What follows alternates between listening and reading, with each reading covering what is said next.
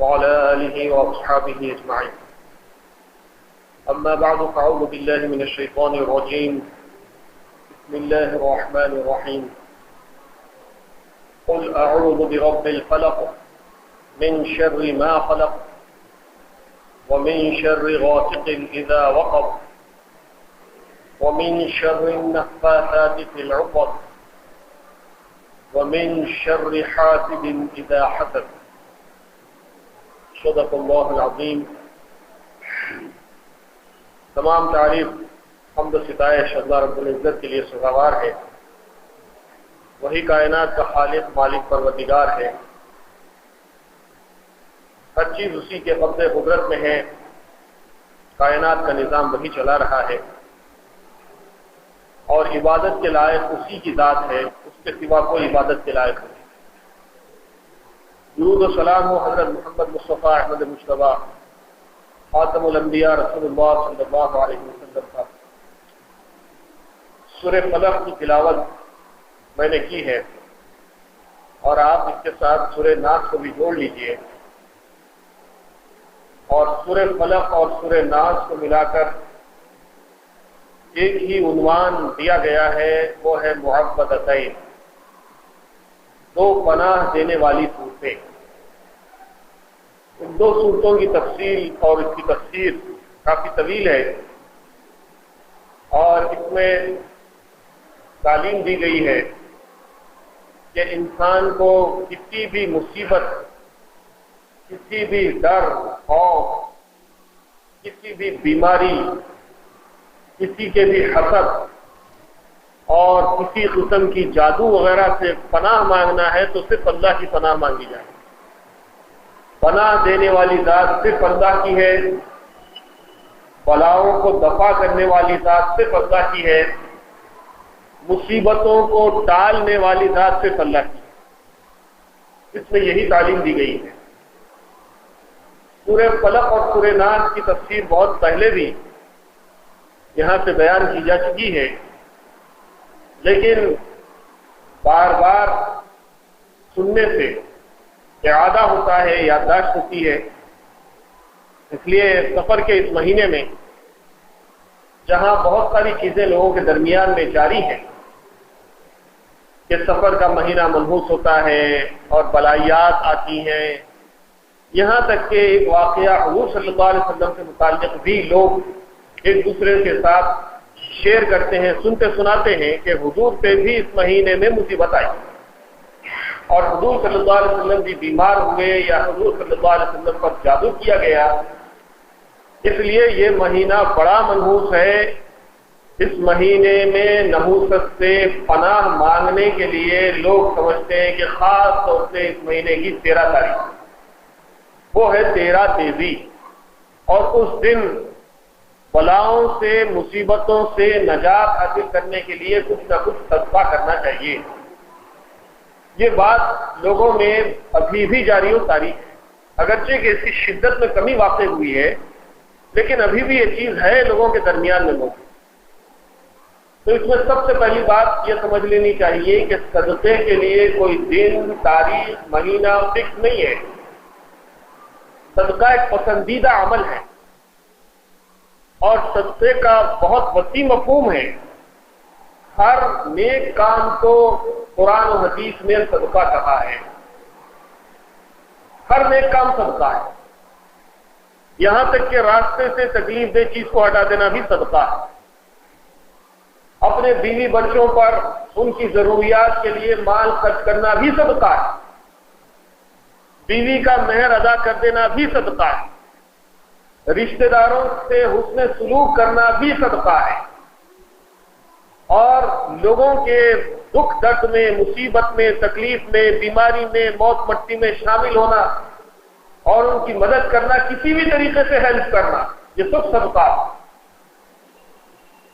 اور پھر صدقہ یہ نہیں ہے کہ صرف 13 تیزی کے دن کچھ ایسی چیزیں جو کسی کے کام بھی نہیں آتی وہ جمع کر کے رات میں سرانے رکھ کے پھر تیل میں اپنی صورت دیکھ کے لوگوں کو دے دینا. کوئی کیلے صدقہ کر رہا ہے، پھلا میں صدقہ کر رہا ہے، یا کچھ ایسی اشیاء ہیں، پوڑیاں ہیں وغیرہ وغیرہ، عجیب عجیب انداز میں لوگ صدقہ کرتے ہیں اور پھر یہ سمجھتے ہیں کہ یہ سورج کے نکلنے سے پہلے ہو جانا، نہیں تو صدقہ نہیں ہوتا۔ کچھ لوگ یہ سمجھتے ہیں کہ اگر صدقہ نہیں کرے 13 تاریخ کو تو پھر سال بھر بلائیات آتی ہیں، مصیبتیں آتی ہیں، کچھ نہ کچھ پریشانی آتی، بھائی دے دو صدقہ۔ تو لوگ مجبوراً چاہے نہ چاہے صدقہ دیتے ہیں۔ کچھ صدقے ایسے بھی ہوتے ہیں، لوگ سمجھتے ہیں کہ مختلف کھانے بنا کے رنگ اس میں ڈال کے چورستے پہ رکھ دو، کوئی جانے والا اس کو انگل کے جائے گا تو ہماری بلا نکل کے اس کو چلے گی، ہم اچھے ہو جائیں، اپنی بلا نکال کے دوسروں پہ ڈال دینا، ٹرانسفر کرتے ہیں بلاؤں۔ یہ ایک مذہب کا خیز صورتحال ہے جو جاہل مسلمانوں میں جاری و ساری ہے۔ یہ سب صدقات نہیں ہے، یہ جہالت کی رسومات ہے، اس سے پرہیز کرنا چاہیے۔ ہاں، کسی مصیبت زدہ کی مصیبت میں کام آنا، کسی بیمار کے علاج کے لیے آپ پیسہ دے دیں، کسی تعلیم حاصل کرنے والے طالب علم کے اخراجات آپ برداشت کر لیں، کوئی دینی تعلیم حاصل کر رہا ہے، دنیاوی تعلیم حاصل کر رہا ہے، کوئی مقدمات سے پھنسا ہوا ہے، پولیس پکڑ کے لے گئی ہے، جیل میں سڑ رہا ہے، کوئی لڑنے والا نہیں ہے، پولیس کو پیسے دے کے چھڑانا ہے، عدالت کے اخراجات برداشت کرنا ہے، اس میں آپ خرچ کیجئے۔ یہ سب صدقات کے کام ہیں، انفاق فی سبیل اللہ ہے۔ کوئی مسافر ہے، مال سے محروم ہو گیا ہے، کوئی بیوہ ہے، کوئی اس کا پرسہ نحال نہیں ہے، کوئی اس کا سہارا نہیں ہے، اس کی دیکھ بھال کیجئے، اس کے کام آ جائیے، یہ سب صدقات کے کام ہیں۔ اور بہت سارے امور ہیں جس میں صدقہ کیا جا سکتا ہے، اس کے لیے کوئی شرط نہیں ہے کہ وہ مہینہ سفر کا ہو، وہ تاریخ 13 کی ہو اور اس کی مختلف خاص صورتیں ہوں، ایسی کوئی بات نہیں۔ ایسی ساری چیزیں صدقات میں شامل ہیں جو نیکی کے کام آتی ہیں۔ یہاں تک کہ اپنے مسلمان بھائی سے مسکرا کے مل لینا بھی صدقہ ہے۔ خوش طبعی کے ساتھ، خوشی کے ساتھ ملاقات کرنا، گلے لگا لینا، مسکرا کے کسی کا استقبال کرنا، یہ بھی صدقہ ہے۔ بہرحال صدقے کے بہت وسیع مفہوم ہے۔ صدقہ صرف سفر اور 13 تاریخ سے مخصوص نہیں ہے، اور صدقے کی فضیلتیں اپنی جگہ ہیں کہ اس سے بلائیات سے آدمی محفوظ رہتا ہے۔ 13 تیزی کے صدقے سے نہیں، عام صدقے سے ہر موقع پر آپ صدقہ کرتے چلی جائیے، انشاءاللہ اس کے نتیجے میں آنے والی مصیبتیں اور پریشانیاں اللہ تعالیٰ ٹال لیتے ہیں۔ یہ بات بالکل صحیح اور درست ہے، قرآن و حدیث سے ثابت۔ فی الحال میں مختصراً صدقے اور 13 تیزی کے ان تمام چیزوں کو چھوڑتے ہوئے آگے بڑھتا ہوں، اور میرا مضمون اس وقت وہ ہے جو سورہ فلق اور سورہ ناس کی تفسیر میں اور اس کے پس منظر میں، شان نزول میں مفسرین نے لکھا ہے کتابوں میں، وہ ہے حضور صلی اللہ علیہ وسلم پر یہ صورتیں کب نازل ہوئی، یہ صورتیں مکے میں نازل ہوئیں یا مدینے میں نازل ہوئیں، وہ کیا واقعات تھے، وہ کیا حالات تھے، تاریخی طور پر اس کی کیا حقیقت ہے، وہ بیان کرنا اس وقت میرا مقصد ہے۔ اگرچہ کہ وقت بہت تنگ ہے، لیکن جتنا بھی اللہ نے توفیق دی ہے اور جتنا بھی وقت ساتھ دے گا اس میں کچھ تفصیلات آپ کے سامنے پیش کرنے کی کوشش کی جائے گی۔ سورہ فلق اور سورہ ناس کے سلسلے میں ائمہ اور راویوں کے مختلف اقوال ہیں۔ جن راویوں نے ان صورتوں کو مکی قرار دیا ہے کہ مکے میں نازل ہوئی، ان میں حضرت حسن بصری، اکرمہ، عطا، جابر بن زید رحمہم اللہ، یہ ائمہ تفسیر ہے، تفسیر کے امام ہیں۔ ان لوگوں نے ان دونوں صورتوں کو مکی قرار دیا ہے، لیکن کچھ راوی وہ بھی ہیں جنہوں نے ان صورتوں کو مدنی قرار دیا ہے، جس میں عبداللہ ابن زبیر، قتادہ رضی اللہ عنہم، اور ان سے امام مسلم، امام ترمذی وغیرہ نے عقبہ ابن عامر رضی اللہ تعالیٰ عنہ سے روایت کردہ احادیث کی روشنی میں ان صورتوں کو مدنی قرار دیا۔ چاہے یہ صورتیں مکی ہوں یا مدنی ہوں، مکی صورتیں بھی ہوں تب بھی اس کے اندر عقیدے کی بنیاد ہے، اور مدنی صورتیں ہوں تب بھی اس میں عقیدے کی بنیاد ہے۔ واقعات یہ بیان کیے گئے ہیں کہ سن 7 ہجری میں جب صلح حدیبیہ ہو گئی اور حضور صلی اللہ علیہ وسلم مکے کو گئے تھے اس زمانے میں تاکہ عمرہ ادا کریں، لیکن عمرہ ادا نہیں کرنے دیا گیا اور صلح کر کے آپ صلی اللہ علیہ وسلم واپس مدینہ تشریف لائے۔ تو مدینہ تشریف لانے کے بعد مدینے میں یہودیوں کی سازشوں کا جال بچھایا جا رہا تھا، اور یہودیوں کا ایک وقت مدینہ آیا، انہوں نے ایک جادوگر کو تلاش کیا۔ اس جادوگر کا نام تھا لبید بن عاصم۔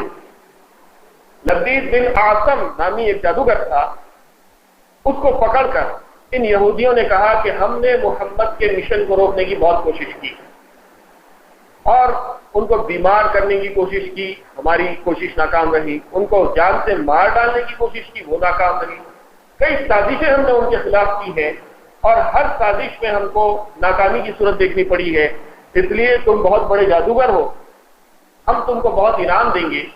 اور 3 سونے کی اشرفیاں اس کے سامنے رکھی اور اس سے کہا کہ تم محمد پر جادو چلاؤ صلی اللہ علیہ وسلم۔ چنانچہ لبید بن عاصم نے یہ بات قبول کی۔ وہ زمانہ وہ تھا جب کہ حضور صلی اللہ علیہ وسلم کی خدمت کے لیے ایک یہودی لڑکا بھی آپ کے پاس رہتا تھا۔ کئی روایتوں سے بات ثابت ہے کہ مختلف موقعوں پر حضور صلی اللہ علیہ وسلم نے یہودیوں کی سروسز بھی لی ہیں۔ ہجرت کے موقع پر بھی جو گائیڈ تھا وہ ایک یہودی تھا، اور گھر کی خدمات کے لیے بھی ایک بچہ تھا جو حضور صلی اللہ علیہ وسلم کی خدمت کیا کرتا تھا، وہ یہودی بچہ تھا۔ اس یہودی بچے کو ان لوگوں نے سمجھا بجھا کر حضور صلی اللہ علیہ وسلم کی کنگھی کے کچھ دانت اور آپ کے منہ مبارک کے کچھ بال حاصل کیے۔ وہ بال اور کنگھی کے دانتوں پر جادو کر کے ان لوگوں نے اس کے اندر 11 گرہیں لگائی، 11 گٹھیاں ماری، گٹھیاں مار کے ایک موم کا پتلا بنایا، اس موم کے پتلے میں کچھ سوئیاں لگائیں اور وہ موم کا پتلا اور یہ گٹھیاں مارا ہوا بالوں کا اور کنگھی کا جو مجموعہ تھا یہ سب کچھ لے جا کر ایک کنویں میں ان لوگوں نے کنویں کی تہ میں ایک پتھر کے نیچے رکھ دیا اور اس کے بعد انتظار کرنے لگے۔ بتایا جاتا ہے کہ حضور صلی اللہ علیہ وسلم پر اس جادو کے اثر کرنے میں پورا 1 سال لگا۔ 1 سال کے بعد یہ جادو پکا ہوا اور اس کے اثرات حضور صلی اللہ علیہ وسلم کی ذات کے اندر محسوس کیے گئے۔ حضور صلی اللہ علیہ وسلم پر جادو کرنے کے 6 مہینے تک تو کوئی محسوس نہیں ہوا کہ آپ پر کیا اثرات ہو رہے ہیں، لیکن 6 مہینے کے بعد جو بعد کے 6 مہینے ہیں اس میں حضور صلی اللہ علیہ وسلم کی اندرونی کیفیت بدلنے لگی۔ آپ کا جسم مبارک ہلکا ہونے لگا، ویٹ کم ہونے لگا، آپ کمزور نظر آنے لگے۔ پھر آپ کی یادداشت کے اوپر بھی فرق آیا، آپ کسی کو دیکھتے تھے لیکن بعض مرتبہ پہچانتے نہیں تھے۔ آپ صلی اللہ علیہ وسلم یہ سمجھتے تھے کہ آپ اپنی کسی زوجہ کے پاس جا کر آئے ہیں، لیکن حقیقت میں آپ اپنی زوجہ کے پاس جا کر نہیں آئے ہوئے ہوتے تھے۔ کوئی کام کے بارے میں آپ صلی اللہ علیہ وسلم کو یہ احساس ہوتا تھا کہ میں نے فلاں کام کر لیا ہے، لیکن حقیقت میں وہ کام آپ نہیں کرے ہوئے ہوتے تھے۔ ایسے کچھ واقعات پیش آنے لگے، یہاں تک کہ ان آخری 6 مہینوں میں جو آخری 40 دن تھے وہ آخری 40 دن میں جادو کا اثر مزید سخت ہو گیا، اور پھر جب آخری 3 دن آئے تو اس میں حضور صلی اللہ علیہ وسلم پر یہ اثر بہت زیادہ سخت محسوس ہونے لگا۔ لیکن یہ واقعہ صرف حضور صلی اللہ علیہ وسلم کی ذات اقدس سے متعلق رہا۔ یہ تمام اثرات جو تھے حضور صلی اللہ علیہ وسلم کی بشری صفت کے اوپر حاوی ہو رہے تھے، آپ کی نبوی صفت کے اوپر اس کے کوئی اثرات نہیں تھے۔ یہ بات واضح ہونی چاہیے، اور مفسرین نے اس بات کو واضح کر کے لکھا ہے۔ یہ سب حالات ہونے کے باوجود حضور صلی اللہ علیہ وسلم سے نماز کے بارے میں کبھی بھول چوک نہیں تھی۔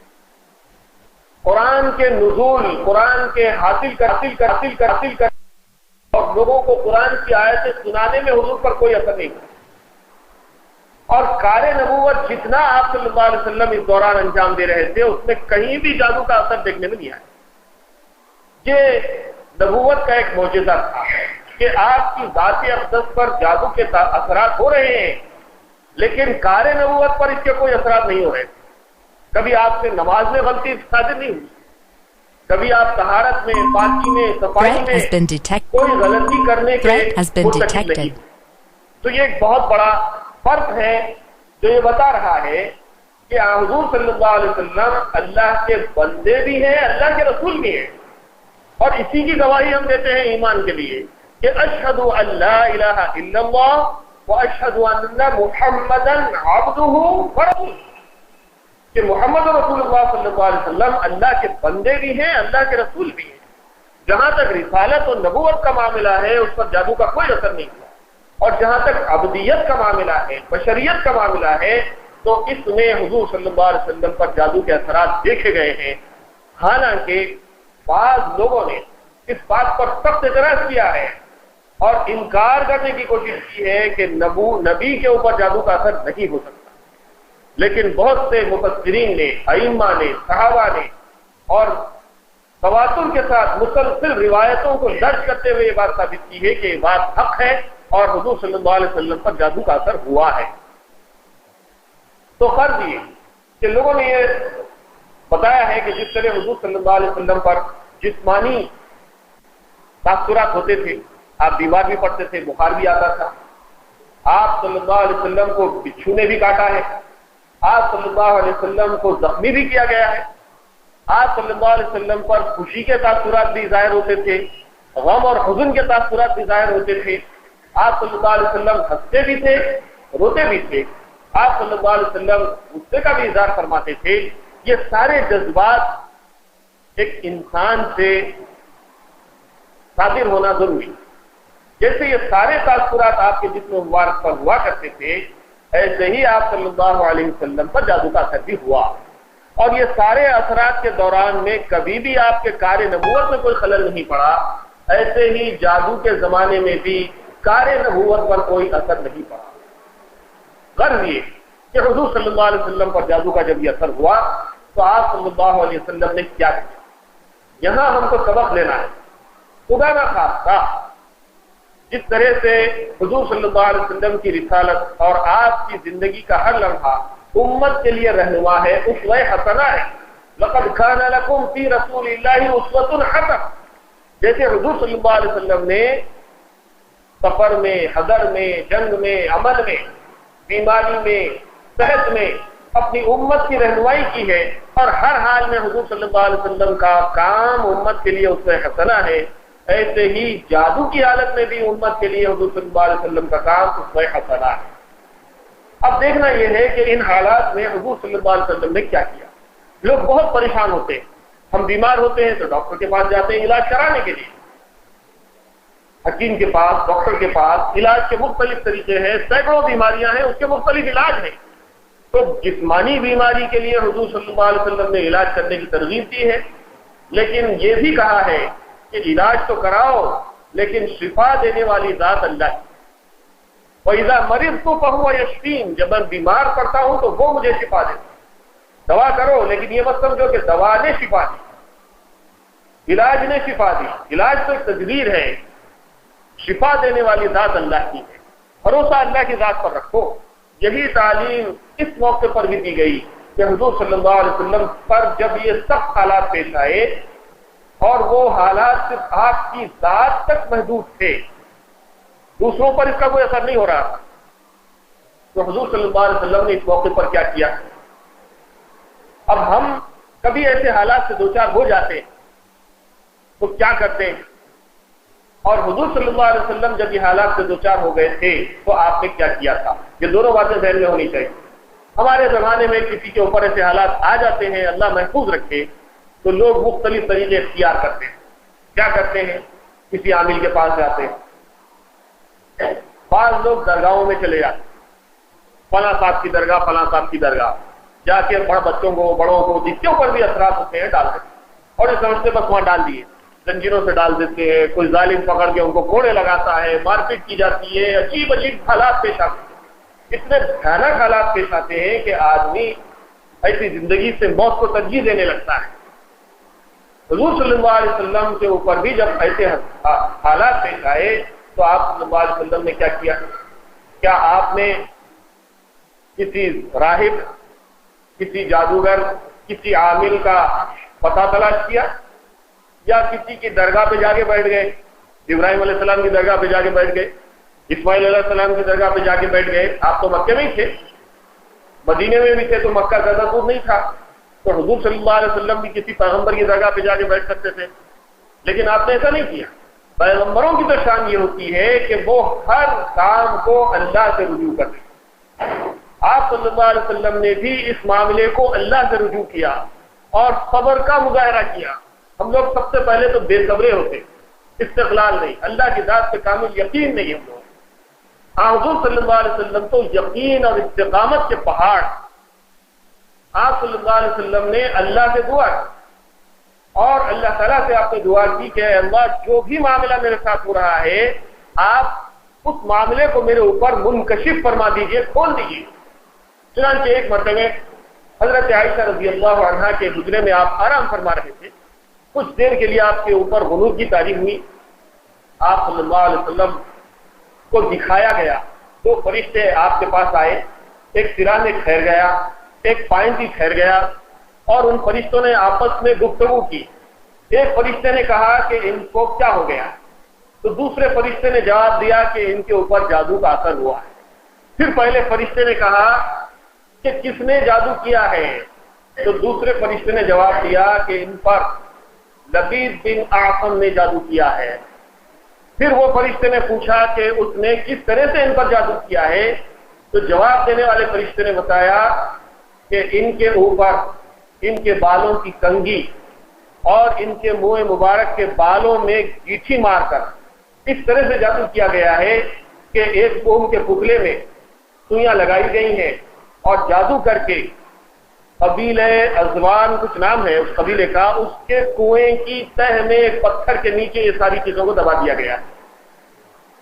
تو پھر فرشتے نے کہا کہ اس کا علاج کیا ہے، تو پھر جواب دینے والے فرشتے نے کہا کہ ان کو چاہیے کہ وہ معوذتین پڑھیں، اور اس وقت حضور صلی اللہ علیہ وسلم کو یہ دو صورتیں یاد دلائی کہ اب آپ پڑھیے قل اعوذ برب الفلق من شر ما خلق ومن شر غاسق اذا وقب ومن شر النفاثات في العقد ومن شر حاسد اذا حسد قل اعوذ برب الناس ملك الناس اله الناس من شر الوسواس الخناس الذي يوسوس في صدور الناس من الجنة والناس۔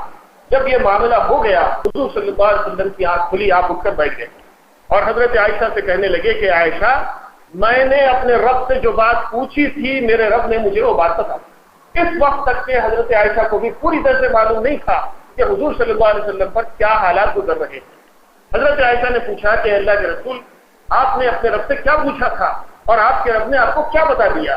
تو حضور صلی اللہ علیہ وسلم نے یہ سارا واقعہ حضرت عائشہ کو شروع سے آخر تک، اور پھر حضرت علی کو، حضرت عبداللہ ابن زبیر کو اور دو چار اور حضرات کو حضور صلی اللہ علیہ وسلم نے بلا بھیجا اور بلا کر ان سے کہا کہ چلو میرے ساتھ، اور پھر وہ کنویں کے پاس جس کا پتہ خواب میں بتایا گیا تھا اس کنویں کے پاس گئے اور ان سب حضرات نے ڈول سے کھینچ کر پانی نکالا اور اس کی تہ میں جو پتھر کے نیچے یہ ساری چیزیں چھپی ہوئی تھی اس کو نکال کر دیکھا تو اس کنگھی کے دندانوں میں بالوں میں 11 گرہیں لگائی ہوئی ہیں اور موم کا ایک پتلا ہے اس میں سوئیاں لگائی ہوئی ہیں۔ تو حضور صلی اللہ علیہ وسلم نے پھر پڑھی قل اعوذ برب الفلق من شر ما خلق، یہ دونوں صورتیں حضور صلی اللہ علیہ وسلم نے پڑھی۔ تو 5 آیتیں سورہ فلق کی، 6 آیتیں سورہ ناس کی۔ یہ ایک ایک آیت حضور صلی اللہ علیہ وسلم جب پڑھتے جاتے تھے تو لوگوں نے دیکھا کہ بالوں میں ڈالی ہوئی وہ گرہیں خود بخود کھلتی جاتی تھیں اور وہ سوئیاں جو موم کے پتلے میں لگی ہوئی تھیں وہ خود بخود باہر آتی چلی جاتی تھی۔ اس طرح سے یہ 11 آیتیں جب پڑھی گئی تو 11 گرہیں جس میں جادو کر کے گرہیں ڈالی گئی تھی وہ کھلتی چلی گئی اور حضور صلی اللہ علیہ وسلم صحتیاب ہوتے چلے گئے۔ یہ واقعہ ہے جس کو مفسرین نے تفصیل کے ساتھ تقریباً تمام تفاسیر میں سورہ فلق اور سورہ ناس کی تفصیل میں درج کیا ہے اور تمام سندوں کے ساتھ اور تمام علمی بحثوں کے ساتھ اس کو جمع کیا ہے۔ اور پھر یہ بھی بتایا گیا ہے کہ اس کے بعد حضور صلی اللہ علیہ وسلم کا یہ معمول ہو گیا تھا کہ روزانہ سوتے وقت آپ صلی اللہ علیہ وسلم 3 بار سورہ اخلاص، سورہ فلق اور سورہ ناس پڑھ کر اپنی ہتھیلی پر پھونک لیا کرتے تھے اور جہاں جہاں تک آپ کا ہاتھ جاتا اپنے جسم پر اس کو پھیر لیا کرتے تھے۔ اور آپ صلی اللہ علیہ وسلم نے حضرت عائشہ کو بھی اور ازواج مطہرات کو بھی یہ تعلیم دی کہ کہ اے عائشہ روزانہ سونے سے پہلے یہ 3 صورتیں 3 مرتبے پڑھ کر اپنے ہتھیلیوں پر پھونک لیا کرو اور پھر اس کو اپنے پورے جسم پر جہاں تک ہاتھ جائے پھیر لیا کرو، اس سے ہر قسم کی بلاؤں سے تم لوگ محفوظ ہو جاؤ گے۔ یہ معمول تھا حضور صلی اللہ علیہ وسلم کا عمر بھر اس کے بعد۔ اور پھر جب آخری وقت میں حضور صلی اللہ علیہ وسلم بہت علیل ہو گئے تو حضرت عائشہ رضی اللہ عنہا 3 مرتبہ یہ تینوں سورے پڑھ کر اپنے ہتھیلی پر دم کرتی تھی اور اپنے ہتھیلی حضور صلی اللہ علیہ وسلم کے جسم مبارک پر پھیر دیا کرتی تھی۔ حاضرین کرام، جیسے کہ میں نے عرض کیا کہ حضور صلی اللہ علیہ وسلم کی زندگی کا ہر لمحہ امت کے لیے اسوہ حسنہ ہے، اور ان حالات میں بھی جادو سے پناہ مانگنے اور لوگوں کے شر سے اور حاسدین کے حسد سے، شیطان کے وسوسوں سے جتنی قسم کی بلائیاں، برائیاں، مصیبتیں، ابتلاءات لوگوں کو آتی ہیں، ان سب سے اللہ کے رسول صلی اللہ علیہ وسلم نے اللہ سے پناہ، کسی بزرگ سے پناہ نہیں مانگی، کسی درگاہ پہ آپ نہیں گئے، کسی جھنڈے کے سامنے آپ نے سر نہیں جھکایا، کسی علم کو اپنی منت و مرادوں کا مرکز نہیں بنایا، اور مختلف قسم کے کھانے وانے پکا کر مختلف قسم کی رسومات آپ نے ادا نہیں کی۔ یہ سب کام آج مسلمان کرتے ہیں جو اسوہ رسول کے خلاف ہیں، عقیدے اسلام کے خلاف ہیں۔ پھر جہاں تک کہ قرآنی آیتوں سے پڑھنے اور دم کرنے کا معاملہ ہے، کئی روایتیں درج کی گئی ہیں کتابوں میں جس میں ثابت ہے کہ جو آیتیں اور جو کلام جس میں اللہ سے پناہ مانگی جاتی ہے، اللہ کو واحد مان کر، اللہ کو ہر چیز پر قدرت رکھنے والا سمجھ کر جو بات کہی جاتی ہے، وہ پڑھ کر پھونکنے میں کوئی مذاکرہ نہیں ہے۔ لیکن جس کلام میں شرک ہو، اللہ کے علاوہ کسی اور سے پناہ مانگی گئی ہو، اللہ کے علاوہ کسی اور سے مدد مانگی گئی ہو، اللہ کے علاوہ کسی اور سے منت اور مرادیں مانگی گئی ہو، اس کلام سے اللہ کے رسول صلی اللہ علیہ وسلم نے منع کیا۔ اور کئی واقعات آپ کو سیرت کی کتابوں میں ملیں گے جس میں لوگوں نے آ کر حضور صلی اللہ علیہ وسلم سے پوچھا کہ فلاں فلاں مسئلہ ہے اور ہم یہ پڑھ کر دم کرنا چاہتے ہیں، تو حضور نے جو قرآن کا کلام تھا وہ تو پڑھنے کی اجازت دے دی، اور جو قرآن کے علاوہ کلام تھا اس کو منع کر دیکھا، جس میں تورات اور انجیل کے حوالے دیے۔ بعض لوگ چاہتے تھے کہ تورات سے کچھ پڑھ کر دم کریں، بعض لوگ انجیل سے کچھ پڑھ کر دم کریں، تو ایسے کلاموں کو آپ صلی اللہ علیہ وسلم نے منگا کر اس کو سنا، اس کو پڑھا، اور پھر اس کو دیکھ کر جب آپ نے کہا کہ ہاں یہ کلام میں کوئی شرک والی بات نہیں ہے، اس کو تم پڑھ کے دم کر سکتے۔ اور بعض کلاموں کے بارے میں یہ روایت ہے کہ اس میں حضور صلی اللہ علیہ وسلم نے کچھ الفاظ کو، کچھ جملوں کو کٹ کر دیا، ڈیلیٹ کر دیا، اور فرمایا کہ یہ الفاظ اور یہ کلمات مشرکانہ ہیں، جس کو نکال کر اگر یہ کلام تم پڑھو گے تو یہ جائز۔ تو اس طرح سے حضور صلی اللہ علیہ وسلم نے پڑھ کے پھونکنے، دم کرنے کی اجازت تو دی ہے، لیکن مشرکانہ کلام سے منع کیا۔ اب ہم آج کے ہمارے زمانے کے پڑھنے پھونکنے والوں کا جائزہ لیں۔ کتنے ایسے لوگ ہیں، کتنے جھوٹے عامل ہیں جن کو قرآن تو پڑھنے آتا ہی نہیں، اور وہ یہ نہیں بتاتے کہ وہ کیا پڑھ کے دم کر رہے ہیں، کسی کو نہیں بتاتے۔ کبھی کبھی کوئی ان کے بات کو وہ کیا پڑھ کر پھونک رہا ہے اس کو سن لیتے ہیں تو بڑی مضحکہ سے اور بعض مرتبہ کافرانہ اور مشرکانہ باتیں سامنے آتی ہیں۔ مثال کے طور پہ بچپن میں ہمارے گھر کے سامنے ایک صاحب کو دیکھتا تھا کہ ایک چھوٹا سا کمرہ ان کا تھا اور ہمیشہ اس میں دھواں بھرا ہوا رہتا، اگربتی، لوبان، سلگا کے جب دیکھو دھواں۔ 1-2 مرتبہ جانے کا اتفاق ہوا، بچپن کا زمانہ تھا، جہالت عام تھی، اور حالات ایسے پیش آ جاتے تھے کہ مجبوراً لوگ فورس کرتے تھے، نہیں بچے وہاں لے آؤ، وہاں پڑھاؤ، کیا پڑھانا، کچھ نہیں، وہاں پڑھاؤ بس۔ تو وہاں جا کر دیکھا کہ ان کے ہاتھ میں کبھی ایک چھری ہوتی تھی، اگربتیاں جل رہی ہیں، پوری اس کی رات نیچے گر رہی ہے، ایک انتہائی بھیانک قسم کا منظر ہے۔ اس میں خواتین بھی بیٹھی ہوئی ہیں، چھوٹا سا حجرہ ہے۔ پہلے زمانے میں یہ سیمنٹ کے اور کنکریٹ کے کنسٹرکشن تو نہیں تھے، مٹی کی دیواریں، جھوپڑی جیسا روم، اور نیچے جو ہے مٹی لپی ہوئی، فلورنگ بھی نہیں رہتی، مٹی لپی ہوئی ہے، اس کے اوپر چٹائیاں بچھی ہوئی ہیں، اور اس کے اوپر بیٹھ کے وہ چھری سے کچھ پڑھ کے کسی کے سینے پہ سلا رہے ہیں، کسی کے سر پہ سلا رہے ہیں، فلا کر۔ ایک مرتبہ والد مرحوم نے بتایا کہ انہوں نے ان کے منہ سے نکلے ہوئے الفاظ کو سنا، تو آواز انداز کیجیے کہ وہ کیا پڑھ رہے ہیں، کیا پھونک رہے ہیں۔ جاہل آدمی، نہ ان کو سورہ فاتحہ آتی، نہ ان کو قرآن پڑھنے آتا، اب وہ پڑھ رہے ہیں کیا پڑھ رہے ہیں؟ اللہ میاں کا ڈبہ محمد کا تیر، محمد کے تیر سے ڈبے کو چیر۔